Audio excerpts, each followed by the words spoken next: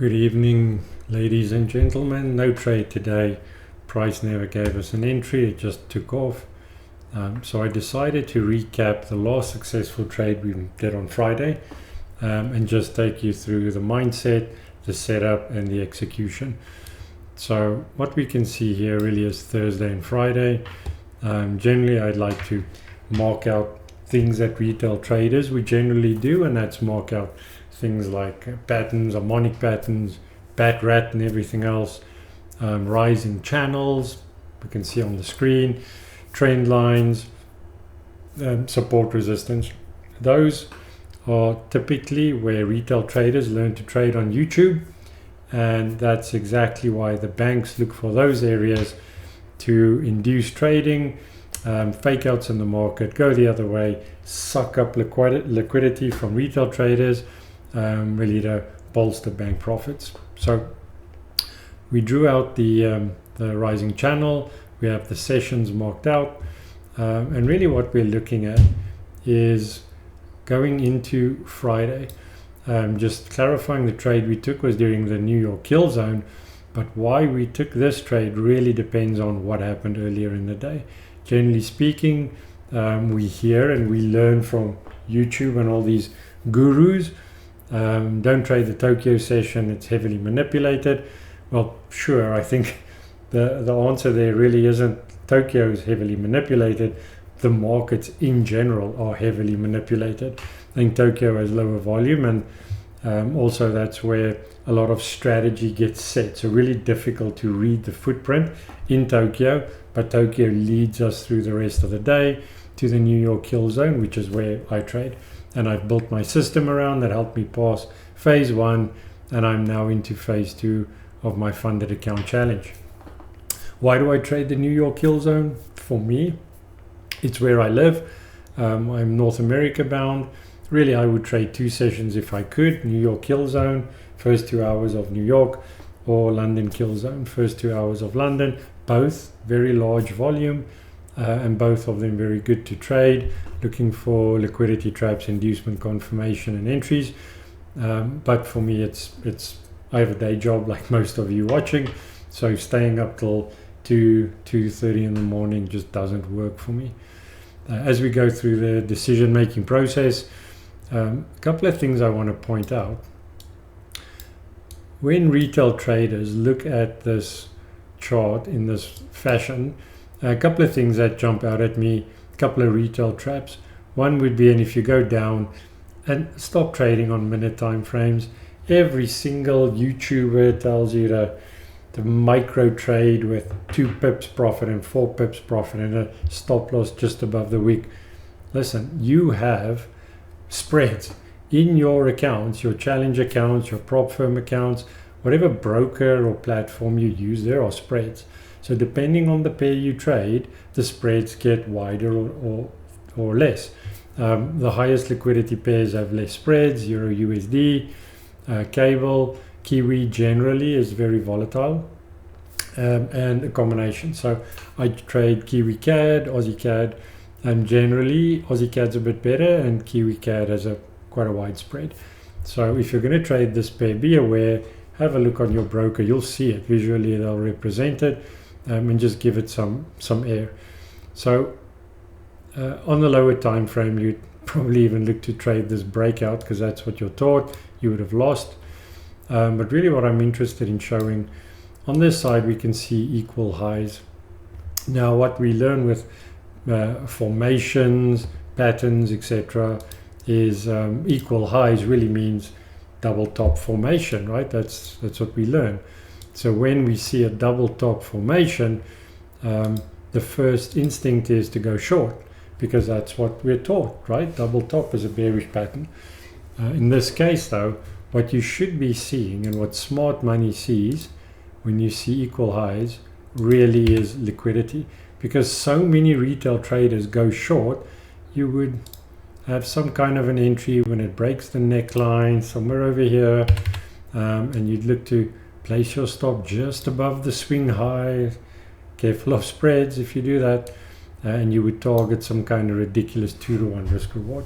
This is what we're taught. So this is where all the liquidity rests, all the dumb shorts, the weak hands. That's where they lie. And the banks know this. So they manipulate the market in such a way to set retail traders up for failure. So as we watch this unfold, almost immediately the market reverses. Remember, this is what you're taught. There's a neckline. This is where you enter almost immediately, and it just takes out all these weak shorts. It's liquidity. It's fuel for the banks. And once that happens, it does another thing. It breaks structure quite aggressively. So if we remove this and this, a couple of things. One is it breaks the trend line, which most retail traders would probably identify and trade. And momentum traders would tell you, well, go long, because this is a very bullish signal. The other one is it breaks structure, like general structure here, loss swing high, broke through quite aggressively. And again, what you're taught by YouTube gurus, big break of structure, bullish candles, return here to the resistance turned support now. And once you see this green candle, you're taught to go long. All right, great setup, stop below the wick, and on we go. In this case though, you would be mistaken, because really what this is a liquidity sweep. It sweeps the retail liquidity out of the market to fuel the true move, which we'll see in a minute, bearish. So if we just play this back, you would have been taken out quite quickly as well. So in the space of a couple of, what are we looking at here? 9:30, couple of hours, many retail traders got fleeced.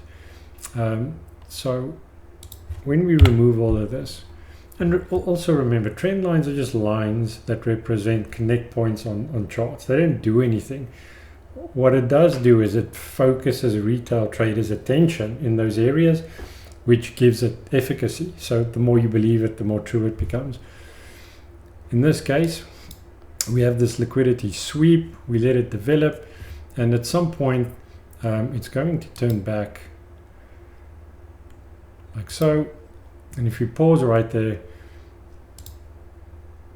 if we go high to low before .618, I would look at .5 generally.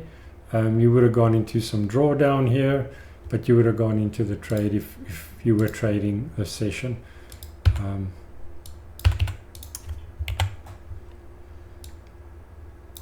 So you would have gone into a bit of drawdown, but nothing serious.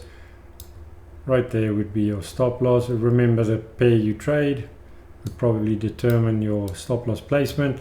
For the brave traders amongst you, I've burnt my fingers many times, so I'm not that brave. You could actually just put it above this last pullback. Relatively safe if the thesis holds. Gives you better risk reward. And you could, if you went to the bottom of the channel, which is probably a good idea, you could actually get a very nice short. Now, we didn't trade this. We traded in the New York session. I'm just giving you, this is actually a really good setup to trade if you were looking at things this way. One important thing though is on the pullback, once we're sure that our thesis is quite sound, this pullback level, whether it's at .618, it could be anywhere. Remember, the Fibonacci itself has no significance. What it does show us is really the depth of the pullback. So if we if it pulls back to .5, it's just half retracement of the leg. It just shows us how deep it goes. Fib traders are as much right as they are wrong. So again, the more people believe it and see it, the more it gets a life of its own. But banks know this. How are you going to win a football game if the other side has your playbook? Like, you're not. In this case, we'll mark this as a key level. This is important though. Any return to this level would be a really good short. So an opportunity to enter the trade again. In this case, trade develops, continues through. We know the direction is bearish. London basing a bit, and then really setting us up for New York Killzone timing. And once we see New York open. So generally we look from 6 to 8 as our trading hours. Generally anywhere to 10 o'clock is still valid. In my experience, you really want to trade around that 7 to 8 mark somewhere. In this case, this trade was 6:40. Generally speaking, there's an opportunity later on. You'll see it. So in this case, another retail trap. We see break of structure again. Support and resistance traders. Big break of structure, and you're taught a retest of the resistance turn support means we go long. That is what everyone's taught. The banks know it. Like smart money knows it.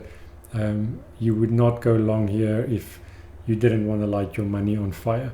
Clearly, we have a very nice inducement candle or a liquidity sweep candle. We don't know if it's an inducement at this point. What we do know is we look at a day as a whole. So we look left and we analyze and we see how this progressed, and we can see there's a key level here. We would have spotted this because this is our trading mechanism. This is what would trigger a trade for us generally. But because we aren't busy trading this session, any retracement into this level would trigger a trade. So this is what I saw. I saw the liquidity sweep candle. Having seen this, I was not bullish on this at all. Clearly a bearish move. I waited for 2 more candles for confirmation, and then I entered the trade. One more word on retail traps. If we look at this, we said big break of structure is a bullish candle. Retest of resistance turn support would be a long signal. You would also see a bull flag appear, which just Google it. Like bull flag means it's going to be payday for anyone who spots it, or that's what we're taught. So when I look at this, let's grab our channel. Looks very much like a bull flag to me, with the mast price consolidating lower, lower, lower. Bull flag means somewhere at the bottom of this channel you would trade it. Depending if you're brave, you would trade, or if you're aggressive, trade the bottom of the channel. If you're more conservative, you would wait for a break and some kind of a retest. So if you're a conservative trader, that's a good thing. You wouldn't have traded this bull flag. Most people I know, most retail traders would look to maximize profits, and they would trade somewhere along the bottom of this. So as we continue to play, developing perfectly in sync with what we expect the bull flag to do, but breaking through the lower end of the flag to go even more bearish. So another retail trap set by the market makers, the banks, the smart money, to induce trading, to get money out of retail pockets into their own. Continuing lower, we're still in the short, not understanding smart money and directional bias coming from the left. This was always going to go down, always be bearish, and we're out of the trade. I'm going to keep going because there's another key piece here, and because we have a funded account, we're in the challenge, so we trade by certain rules.